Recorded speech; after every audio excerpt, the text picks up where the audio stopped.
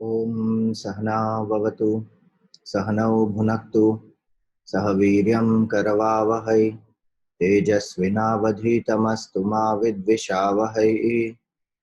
ओम शांति शांति शांति। ओम सदाशिवसमारंभां शंकराचार्यमध्यमाम् अस्मदाचार्यपर्यन्तां वन्दे गुरुपरम्पराम्।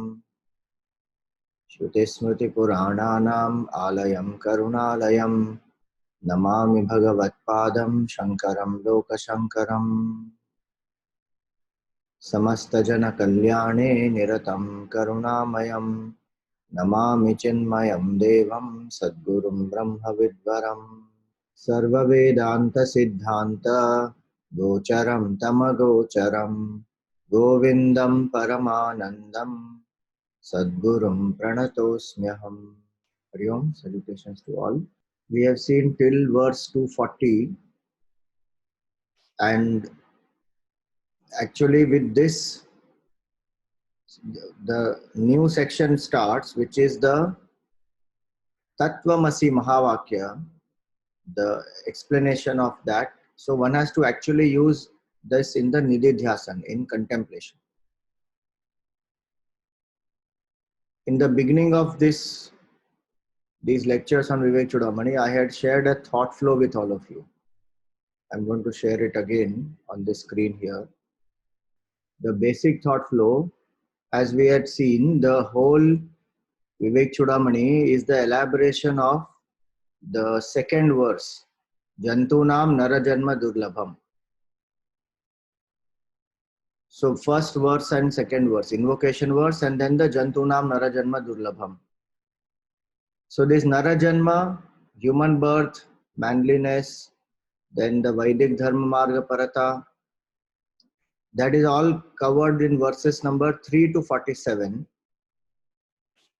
Then Vidvatvam Asmat Param Atmanatma Vivechanam from 48 to 224. Then Svanubhava is direct experience. So that is the section where we are right now. How to get the direct experience? Through Shravan, Manan, Nididhyasan. In Atma Anatma Vivechanam, we saw all the 5 koshas and the negation of the 5 koshas. Then further will come Brahmatmana Samsthiti, Jivan Mukti, and the conclusion. Now each part also is broken up very nicely. So the basics of this human evolution, that's in the first part, 3rd to 47. Then the Shravana and Manana, that is the part which we did, the 7 questions of the student, and these questions they are answered.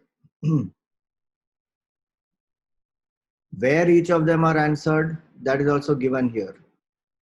That all these questions are there in 48 to 67 in general, and then specifically answering 68 to 70 are the different types of sadhanas. Bahiranga sadhana, which are more external, antarang, which is more subjective, internal.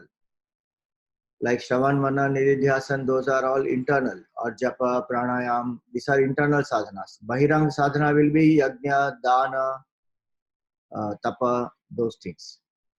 Study, reading of the chanting of the Gita, those things. Then comes all these 72 to 123, which is the not self. It starts with the known. Then the Sakshi, witness of the 3 stages, goes to the unknown. Then what is bondage, how bondage started, Avarana, Vikshepa, all these we saw. And the detailed Manana started with this Tvampada Vichar. Tvampada is you, the individual. So who is this you? So this, what is this Anatma? What is this Atma? That Panchakosha we saw completely, that how the self is not the Atma, so not the Anatma. The you meaning the individual Jiva. So the layers of the individual Jiva are dissected, and it was said, this is not me. Why this is not the self? So that is called the Tvampada Vichar.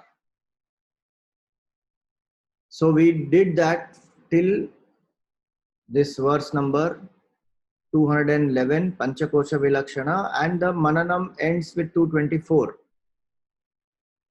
Then from 225 to 240, what we have done is called Tat Pad Vichar. Tat means Ishvara. So who is this Ishvara? What are the qualities of this Brahman? How the negation of the koshas does not lead to a blank? How Brahman is all pervasive? That Tat Pada Vichara is done. So that's where we stopped in the last class. This new section that is starting now, 241 onwards, this is the Nididhyasana. So Tatpada and Tvampada. Now the oneness of both of them is going to be established by removing the false superimposition on Tat and Tvam and retaining the essence. So that is the portion that we are going to do now. So in the previous verse we saw Aheyam Anupadeyam Manovacham Agocharam. It is not something that is to be rejected, nor is it something that is to be accepted, meaning added. Why? Because this is not a state which is changing. It is an infinite reality. One. Aheyam meaning that which can be negated, rejected. Truth is that which can never be rejected. It is there in all three periods of time. In the Gita, beautiful shloka says, Na asato vidyate bhavaha, na abhavo vidyate sataha. The untruth has no existence ever, and truth has no non-existence ever.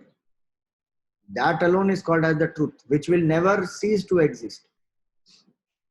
That's the absolute truth, which will not cease to exist at all. Indestructible, imperishable, changeless, birthless, deathless. So one cannot reject it. Aheyam. Anupadeyam. It is not something I have to acquire now. If it is an object which I don't have, which I have to acquire, then it is possible. Here it is the state which is already my nature as infinite reality. It cannot be acquired. Nothing can be added to it, or it is not incomplete that something else has to be acquired for it. It is Purna by itself. It is existing. So nothing has to be added in it. It cannot be rejected. Manovacham agocharam. It is that which is beyond speech and the mind. This is actually a quotation from the scripture. So in these kind of verses, Shankaracharya ji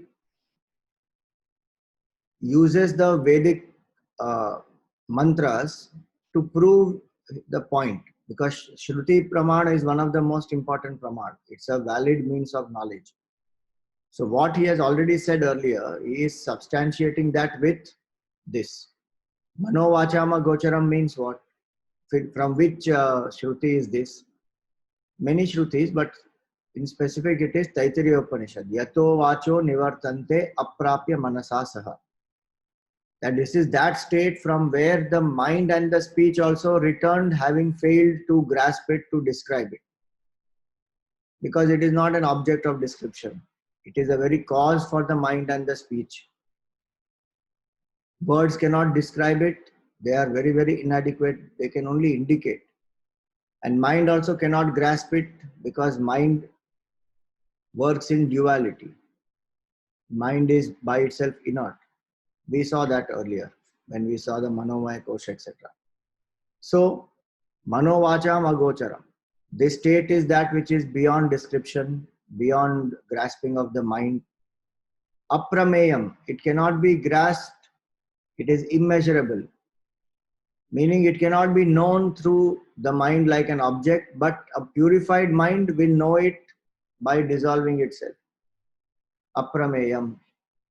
Anadi Anantam. It is beginningless and endless. Brahma. What is being spoken about? Not the Atma, though Atma has all the same features. But here we remember it is the Tat Pada which is being described, the totality which is being described. So it is Brahma, Purnam, it is complete, and Aham Mahaha. It is that which is most effulgent, and that is my true nature. Meaning that Supreme Brahman which is enlivening this whole universe is my true nature. Now having said that, now using the Mahavakya Tattvamasi, this becomes clear. So till now the background is built for Tattvamasi. Tatpada is described, Tvam-pada is described, and now the oneness of both is going to be explained. Now what is a Mahavakya? Why is it called a Mahavakya? And how many Mahavakyas are there? So first of all, what is a Mahavakya? So a statement which is ordinary statement is called as a Vakya. But what is Mahavakya? A statement which shows the identity of the Jiva with Ishvara, Jiva Brahma Aikya. The oneness of Jiva and Brahman, that Jiva is essentially Brahman. And what is that Brahman? The substratum of the whole universe. Those statements which indicate the true nature of the Jiva, which is Brahman, which remove all duality, when one contemplates on these statements, self-knowledge will rise. In the mind which is pure, this self-knowledge will rise. Those statements are called Mahavakyas. Now, how many Mahavakyas are there? Countless Mahavakyas are there actually. Every Upanishad will have so many Mahavakyas. So many people think that only 4 Mahavakyas are there. No, they are 4 prominent ones which are one from each Veda so that it is easier for us to remember. Mahavakyas are not only 4. Mahavakyas are countless. Tattvamasi is the Mahavakya from the Yajurveda. Oh, sorry, not Yajurveda, Samaveda. Tattvamasi is from Samaveda. Aham Brahmasmi is from Yajurveda.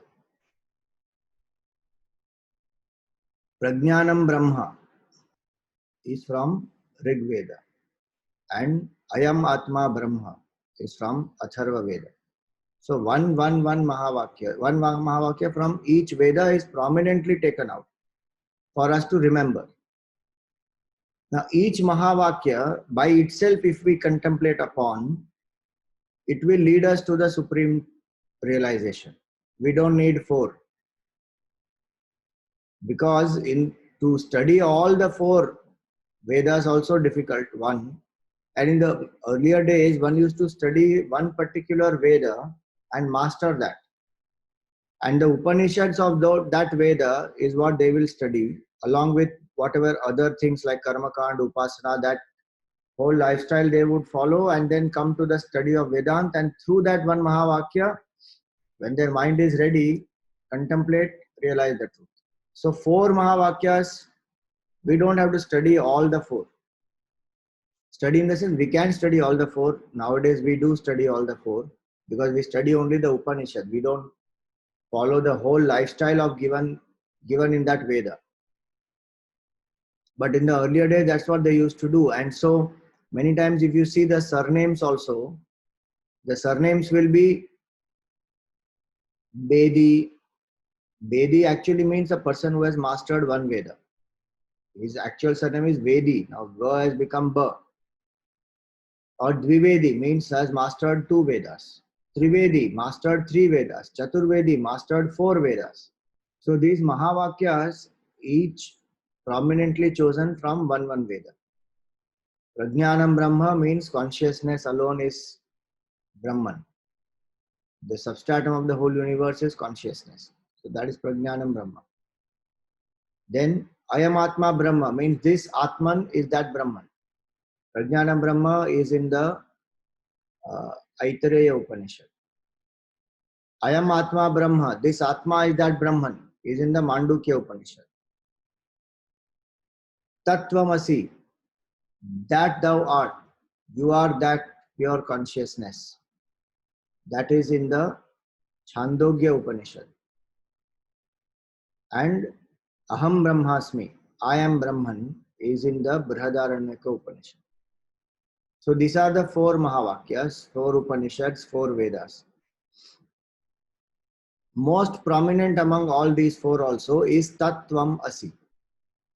that thou art. So Tat means the Ishvara. Tvam means the Jiva.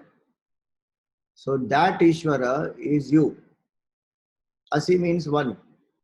Are. Asi means you are. So that thou art. Asi also means a sword actually. So this sword cuts the distinction between Tat and Tvam. And then the person realizes, oh yes, my true nature is that pure consciousness. So till now what we saw was the Tatpada and Tvampada. Tvampada was described by saying these five koshas and how you are not the five koshas, you are Atman. Tatpada is also described saying that Ishvara, that is only the Upadhi with Maya. Maya plus Brahman, Brahman plus Maya is equal to Ishvara. That's a Upadhi, conditioned by Maya. Now this portion is negating the Upadhis. If this is not, this to be removed is the Upadhi, what remains is consciousness. So that oneness is this Tattvam Asi from 241 to 249. So this section now is all meant for Nididhyasana. Once I understand this, I have to sit quietly, contemplate that my nature is pure consciousness, I am not the five koshas. And that pure consciousness is the one which enlivens the whole universe. So it's not one small consciousness enlivening this one small body, mind, intellect. No. It is the same infinite reality which manifests throughout the universe. So that is the contemplation that is to be done. So now let us see. 241, what does he say? Tattvam padabhyam abhidhiyamanayoho brahmatmano shodhitayoryaditham Shrutyatayostattvamasiti samyak ekatvameva pratipadyate muhu Aikyam tayor lakshitayor navachyayoho nigadyate anyonya viruddha dharminaha svadyota bhavan vo rivaraja bhrityayoho Upamburashyo paramanu mervoho. So he says here, Tattvam padabhyam abhidhiyamanayoho. What is indicated by this Tat and Tvam? Brahmatmanoho shodhitayor taditham. The oneness of Brahman and Atman is what is indicated through this Tattvamasi. Shodhitayor yaditham. And that is what is shown now in this way. How? Shrutya tayoho tattvamasi iti samyak. By the scriptures, the Shruti, when it is said, it is saying Tat Tvam Asi, it repeatedly indicates this identity. Tayoho Shrutya Tattvamasi iti samyak. This identity, ekatvam eva pratipadyate muhu. Again and again, the Shruti or the Vedas explain the oneness of Jiva and Brahma through the Mahavakyas like Tattvamasi. How is it doing that? Aikyam tayoho lakshitayoho na vachyayoho. That's an important line. Their oneness, how is it being explained? By taking the implied meaning and not taking the literal meaning. Vachyartha and Lakshyartha, two types of meaning. Literal meaning, when it is not coherent or it is not applicable, then the implied meaning one has to check. In this case, literal meaning is definitely not applicable. How can the individual Jiva be equal to Brahman? How can one wave be equal to ocean? So if we take literal meaning, Tattvam Asi, you are one with the universe. You are one with Brahman, one with the Creator. Because the qualities are opposite. Nigadyate anyonya viruddha dharmina. They are anyonya viruddha. They are opposite to each other. How they are opposite? Jiva is Alpagnya, Alpashaktiman, Alpavyapi. Meaning Jiva is limited knowledge, Alpagnya. Limited power, Alpashaktiman. And Alpavyapi, limited pervasiveness. However great I may be in my knowledge, it is still limited compared to omniscience. Ishvara is Sarvagnya, omniscient, all knower. Jiva is limited in knowledge. Ishvara is all powerful, can create this huge Srishti, and that Srishti also is one small part of that infinite glory. Pado asya mahima. Pado asya bhutani. Tripadasya amritam divi. This whole creation is only 1/4, one small manifestation. 3/4 are unmanifest. How can that which is infinite power be equal to that which is such a limited power? One heavy object we cannot move or lift, our back will go. And this Ishvara is infinite power. So how there is no comparison between Alpagnya and Sarvagnya, Alpashaktiman and Sarvashaktiman. Alpavyapi, limited pervasiveness from the top of the head to the tip of the toe. That much only it is. Maybe some people are more pervasive in that sense, but all pervasive is something else. So Sarvavyapi and Alpavyapi. So Viruddha Dharma this is. Alpagnya, Alpashaktiman, Alpavyapi is Jiva. Sarvagnya, Sarvashaktiman, Sarvavyapi is Ishvara. So this is Viruddha Dharma. This is opposite. How it is? Now 4 examples are given. Khadyota Bhanvo Riva. It is like the glowworm and the sun. Where is the comparison of glowworm and the sun? The glowworm can give light, and it looks very cute also. Such a small glowworm, or the firefly, when they fly, so small.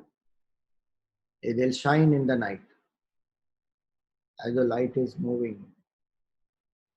So this glowworm is very, very small. And the sun is the source of all light for the whole creation. So where is the comparison? Khadyota Bhanvoriva. Raja Bhritya Yoho. Where is the comparison between a Bhritya, a servant, and a Raja, a king? Kupambu Rashyoho. Where is the comparison between well water and the ocean? And Paramanu Meruho. And where is the comparison between an atom and Mount Meru? So now these 4 examples are to show the contrast between Jiva and Ishvara, and they are given for a specific reason also. So if you see this last paragraph of Gurudev's commentary, he has explained that very nicely. In these examples, the limited light of the glowworm, Jiva, and the unlimited light of the sun. Also important is to understand here that the capability in the Jiva is also because of that Atma only, which is infinite. So Jiva doesn't have a light of its own. So this glowworm and the sun, how they are completely different. In the same way, it is the Jiva and Ishvara. The limited light of the glowworm and the unlimited light of the sun, Ishvara. Then Raja and Bhritya, the king and the servant. So the servant always serves the king. The servant is not equal to the king. The amount of power that the king has to rule, to control, to expand, the servant does not have. So Raja Bhritya Yoho. And then the space or the water in the ocean and the well. The well is such a small enclosed place and the ocean is so vast. So this ocean, there are no boundaries there for water. In the Jiva, there is a boundary of the body, mind, intellect. So as though consciousness is limited. Water is there limited inside it. In ocean there is unlimited water. So in that same way, Jiva and Ishvara, completely contrast. And minute atom and Meru Parvat. One atom is a small one. Meru Parvat is made up of millions and millions of atoms. So there is no comparison. So now if this is what it is, the question will naturally be, then how are we saying that they are one? If there is Viruddha Dharma, then how is the Shruti saying that they are one? Now this is also one is a general doubt people have, and other is the objection that is raised by the dualist, by the Dvaitin, by the Vishishta Dvaitin, that man and God cannot be essentially one. And some of them will go to the extent of saying that that is blasphemy. If you say man and God are one, that is blasphemy. How can man and God be one? And the point to understand here is that even from Advaita standpoint, we accept that it is not possible that man and God are one as far as the equipment are concerned. It is not possible. Which is what is being said. Vachyartha cannot apply. And Advaita also is telling us that only, that there is opposite dharma, Viruddha Dharma it is. So it is not possible for us to understand that they both are one, and we are not saying that they both are one from the literal standpoint, Vachyartha. But those Mahavakyas have a Lakshyartha. That Lakshyartha we have to see. We have to reject what is not applicable and see the Lakshyartha properly. Okay, what is it indicating? So now see, that is what he says ahead. Tayor virodho yamupadhi kalpito navastava kaschidupādhireshaha ishasya maya mahadadi karanam jivasya karyam shrunu panchakosham. So now this is it's a very nice verse which negates the upadhi. Tayor virodho ayam upadhi kalpito. Now that is the important part. The difference between Jiva and Ishvara is because of the upadhi, the equipment, the conditioning. Na vastava kaschid upadhi reshaha. This is not real. This superimposition, this upadhi is not real. What is the upadhi? Ishasya maya mahadadi karanam. The upadhi of Ishvara is the maya, and that is the cause of mahat. So mahat we saw earlier is total intellect. Mahat, ahankar, panchamahabhut, that's how the creation comes. So this mahat comes from this maya. Sometimes they use interchangeably mahat equal to maya, but technically speaking, mahat is the total intellect. The Brahman using the upadhi of maya becomes this Ishvara, which is called mahat, and which is the cause of the total ego, which is ahankar, and which is the further cause of this five great elements, pancha tanmatras, and then we saw the whole creation, how it comes about. So this is the upadhi of Brahman, who takes up the identity of Ishvara using the power of Maya. So the equation we should write down, Brahman plus Maya is equal to Ishvara, is equal to Tat. The Tat pada is Ishvara. So Brahman plus Maya is equal to Ishvara is equal to Tat. Individual body, mind, intellect, which is Panchakosha. So either you write Panchakosha or you write individual BMI. So that in the earlier equation, it will become more easier if you write consciousness plus Maya is equal to Ishvara, is equal to Tat. In the second equation, we write consciousness plus individual BMI or Panchakosha is equal to Jiva, is equal to Tvam.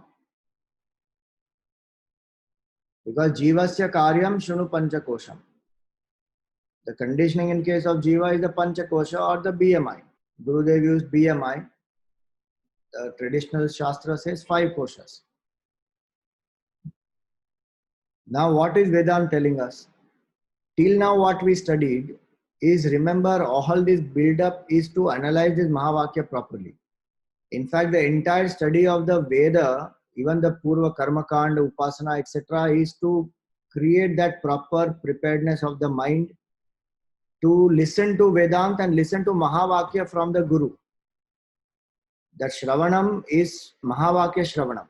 I have to listen to the Mahavakya from the teacher, understand what is to be rejected, what is to be accepted, what is the implied meaning, and then contemplate on it, meditate, realize the truth. So this whole preparation till now is meant for this proper analysis of this Mahavakya Tattvam Asi. So we saw the Panchakosha, how I am not the Panchakosha. Then we saw the Ishvara, we saw the process of creation, then we saw Brahman and how Brahman alone is all pervasive and how the Upadhis are not true. That much we have seen. Now comes the oneness. How do I explain the oneness? The equation is consciousness plus total body, mind, intellect or Maya is equal to Ishvara. And consciousness plus individual body, mind, intellect is equal to Jiva. Now this total body, mind, intellect and individual body, mind, intellect are superimpositions. We saw that. The world is not real. We saw that. Why the world is not real? What would happen if the world becomes real? All that we saw. So this entire world, which is total body, mind, intellect, in our mind, I have to negate this is not real. So in that equation, if you strike off this total body, mind, intellect or Maya, and we strike off the individual body, mind, intellect, what will we get? Consciousness is equal to Ishvara. Consciousness is equal to Jiva. Consciousness is equal to consciousness. So Jiva is equal to Ishvara. Tat is equal to Tvam. Over. Hence proved. This is called mathematics Vedanta. Through mathematics we have proved Jiva is equal to Ishvara. Now that has to happen in my heart, where I detach myself from the body, mind, intellect. See, for understanding of Vedanta and as a concept understanding, we have to do this, ki negate the individual BMI, negate the total BMI, consciousness is equal to Jiva, consciousness is equal to Ishvara, so Jiva is equal to Ishvara. Over. That is for a conceptual understanding, very clear. But sadhana wise, what will happen? I cannot negate the world because I did not create it. It will remain there. But what is the key? The key is what we saw earlier, that as long as I am there, then the world is experienced. If I negate this small I, the world also will get negated by itself. I don't have to do anything to the world. I cannot do anything actually, because it is not created by me as a Jiva. It is created by me as Ishvara. But today I am not thinking I am Ishvara. I am a small Jiva. So I cannot falsify the world. I can live with the attitude that this world is an illusion. And with that, remember when we say world is an illusion, this BMI also is an illusion. So with that attitude, when I live, that this BMI plus this whole world is an illusion, that is called falsification. That is called rejecting the Upadhi. As long as the Upadhi is there, it appears conditioned. If you remove the Upadhi, meaning we don't have to destroy the BMI or destroy the world. What we have to do? Identification with this, we have to remove. Okay, I am this.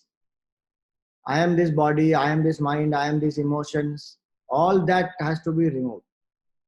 We saw that very clearly in the Panchakosha Vivek. How to remove that? That when we do, then we will come to consciousness. That is the sadhana part.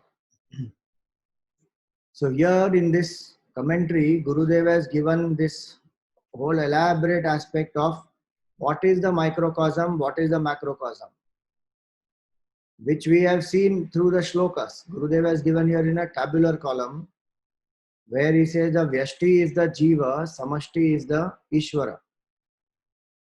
Now, when this consciousness is identified with the body, mind, and intellect, all the three, and is expressing in the waking state, then the waking state ego is called Vishwa.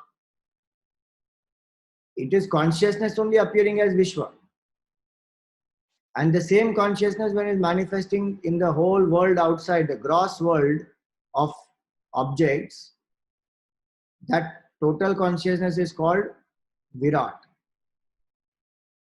Consciousness identifying with only specifically mainly the mind and expressing in the dream state, that is called Tejas.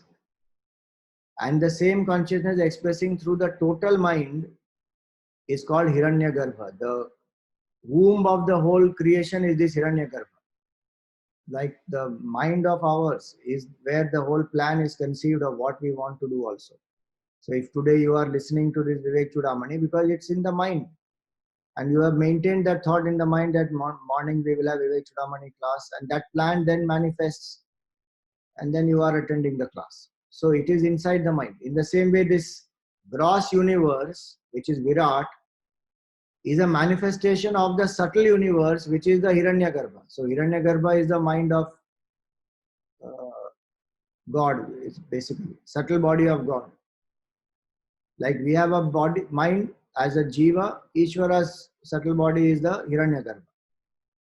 So the subtle plans and ideas and everything is constituted of that Hiranyagarbha. That manifests in the creation. And this consciousness, when it is identifying with avidya, is in the state of deep sleep, body, mind, intellect are dormant, then that consciousness is called as prajna in that state of deep sleep. The consciousness identified with the individual causal body is called prajna. Consciousness identified with the total causal body is called Ishvara.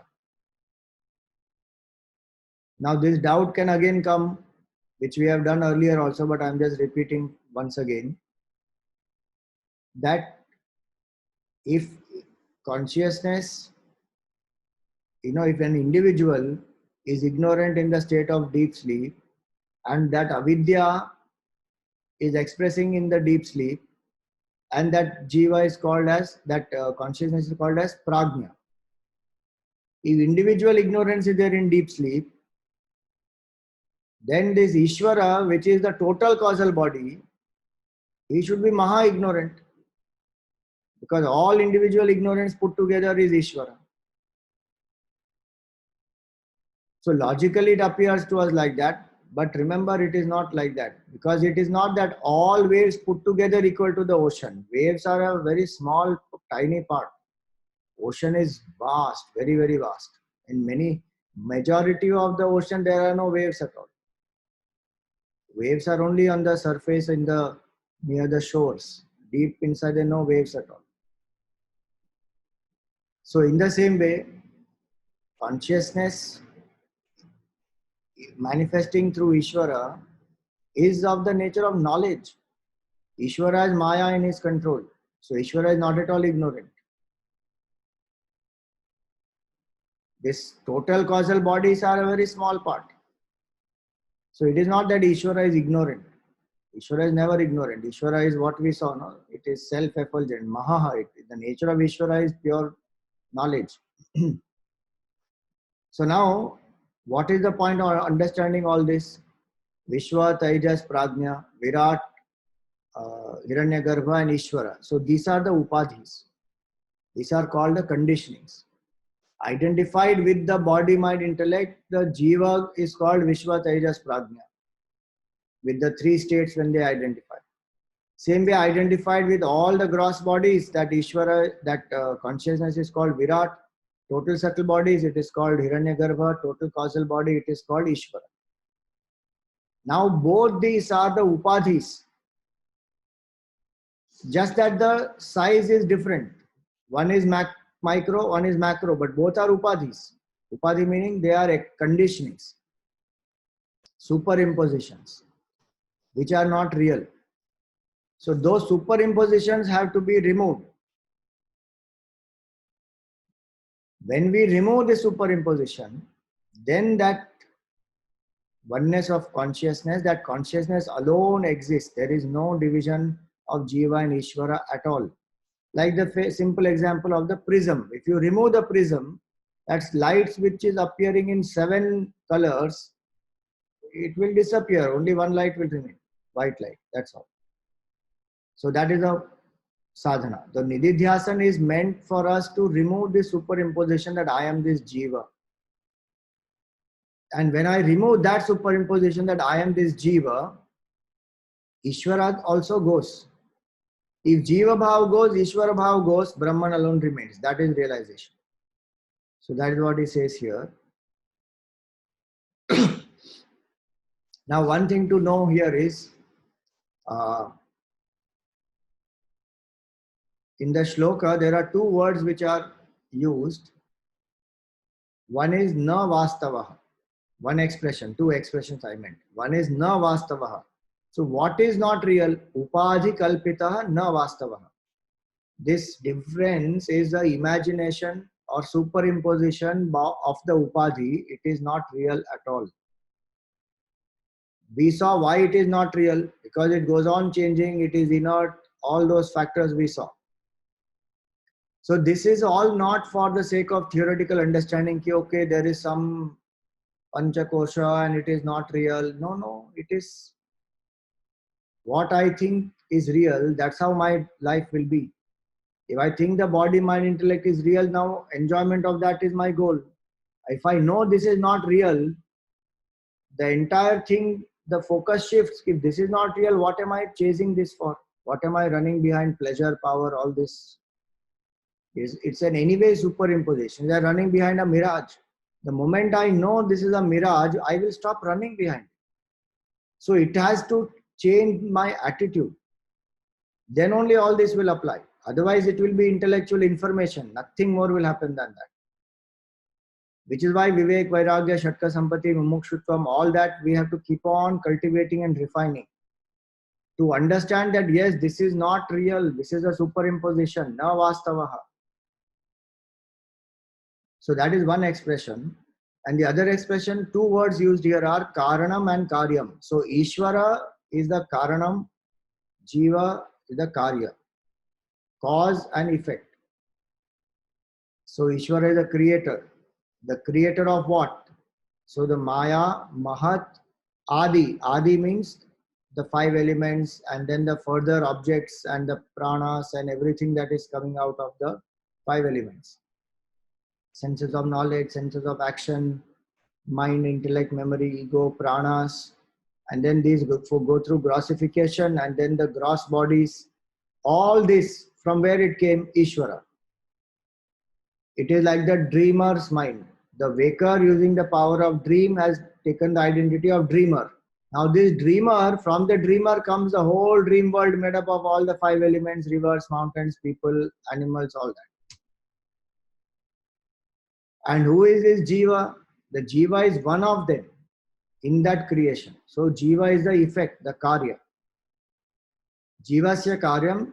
And what is that Jiva? Panchakosha, made up of 5 koshas. So this Karya and Karana is a sambandh of the cause and the effect, the creator and the created, from the standpoint of Upadhi. But the consciousness which is there in both of them, that is the same. There is no difference. The water in the wave and the water in the ocean, water is the same. Wave is not equal to ocean. From the Upadhi standpoint, it's not possible that a wave will become ocean. Wave can never become the ocean. Wave can never be equal to the ocean. No amount of sadhana that wave will do will make the wave equal to ocean.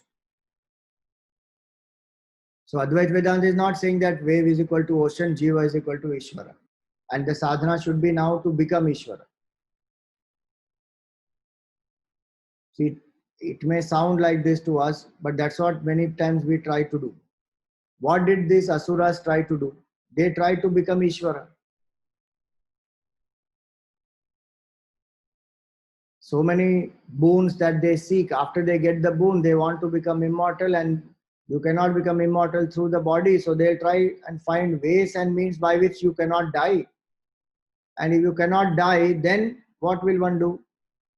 Gain maximum power, control of the whole universe, win over the three worlds, start ruling it.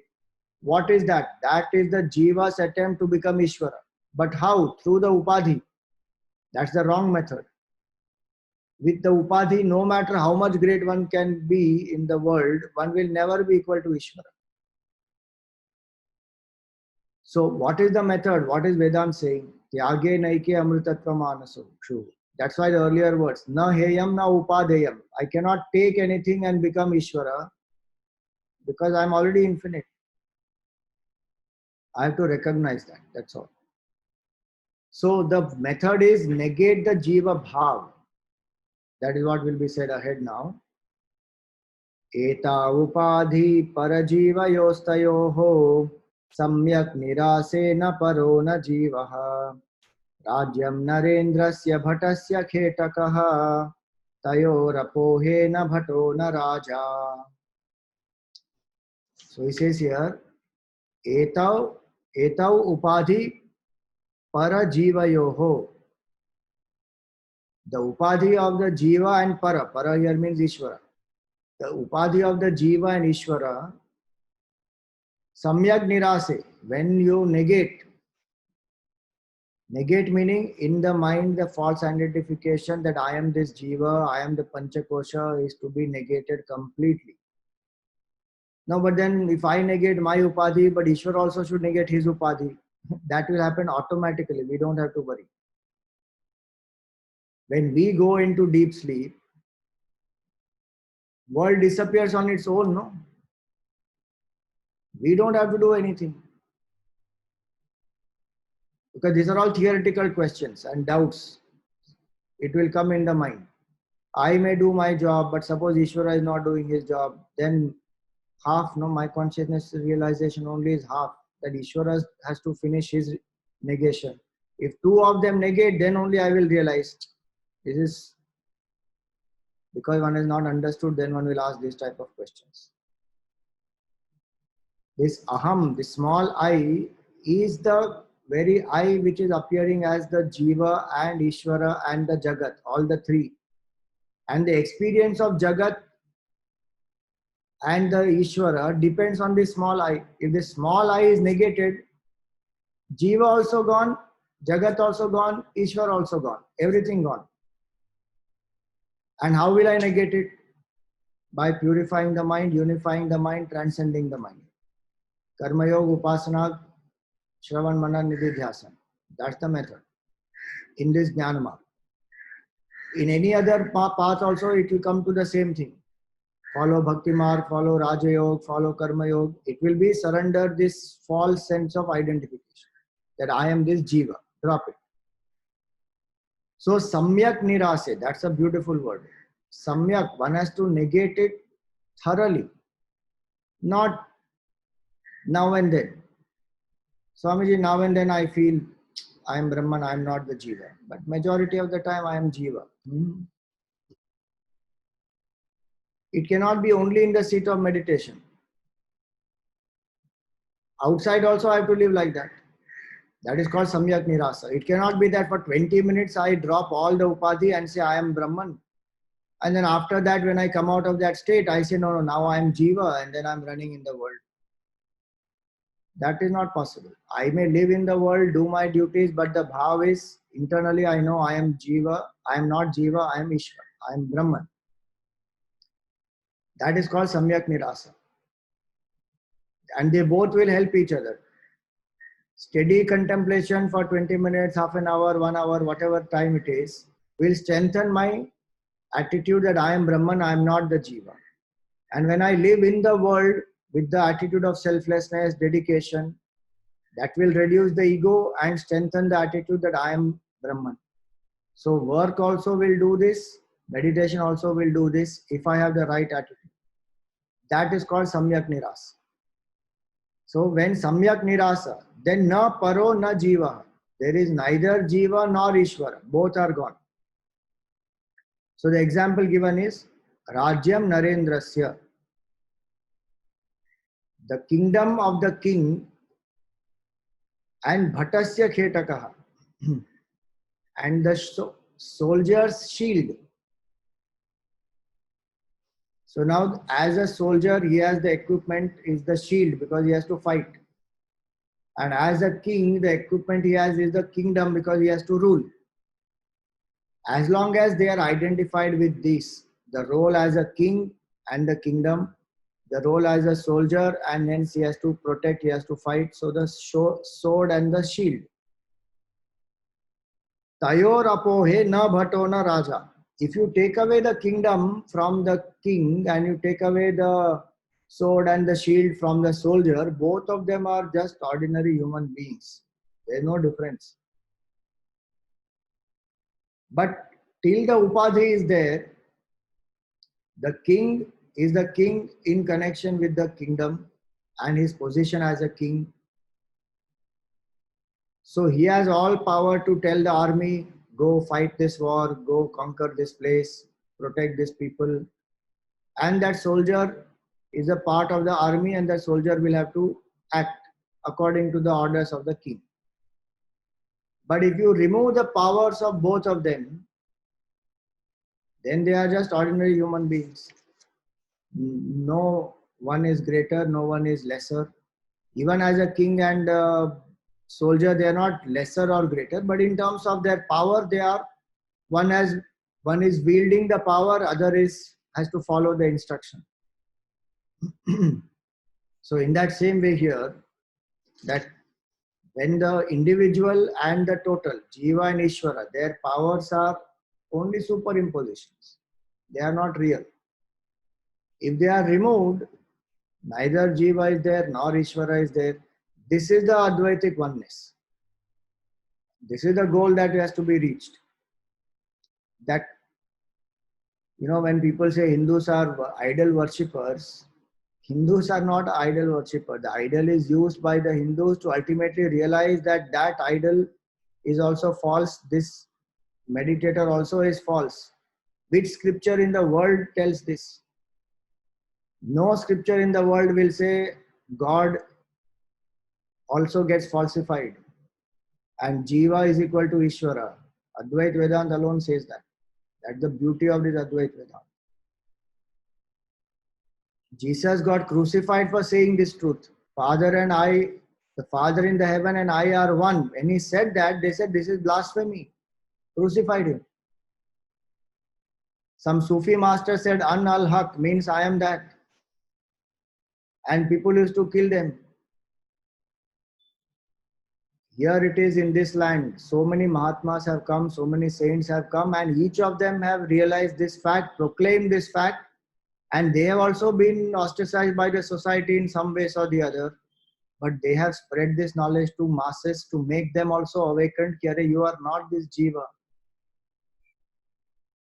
So forget using idol worshippers. We go beyond the idol, much, much beyond the concept of God. We negate God itself and dare to say that I am one with God. And that alone is the truth. There is nothing else which is the truth.